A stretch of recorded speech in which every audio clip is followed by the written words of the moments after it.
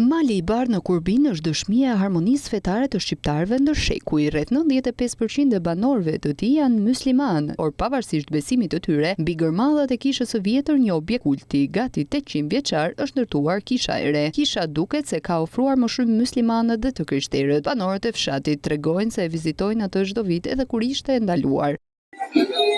E kemi jo vetëm si mjet, po a kemi qysh me vitet e hesme, të fest, që festo fshati jonë. Do të këshej, jo vetëm për kontributën që japin edhe pjesëtarët e tjerë, por unë ja pa qëllim me thash që trashëgimtari i zotin Due Lala, Nervini, ka kontribuar duke marrë parasysh amanetin e babës së vet, dhe te amanet e ka përcjell me të miri bashkë me gjithë fëmijët e tij.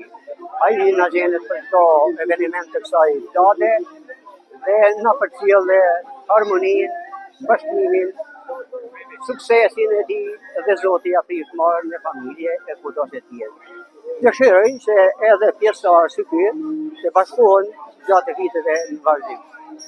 Gëzuare për shumë vjetë festën e Shëmhillit, unë nga sheshi i Shëmhillit Malbardh, Në Mal të Bardh kryejnë bashkë ritet fetare për festën e Shëmhillit, ndërkohë në këtë fshat me histori të rrallë qytetarët çdo fund shtatori e vizitojnë. Disa vite më parë, përfaqësues nga Ambasada e Shteteve të Bashkuara të Amerikës në vendin tonë janë edhe vizitorë të kësaj kishe që tashmë ka kapërcyer kufijt nga toleranca fetare që i ruajnë banorët. Risitë e kësaj feste janë familjarët e të ndjerit Due Lala, Ervini, Biri dhe niprit e tij, ndonse në moshë ende të vogël i ruajnë vlerat, duke sponsorizuar tërë aktivitetin në këtë ditë feste për malbardhasit.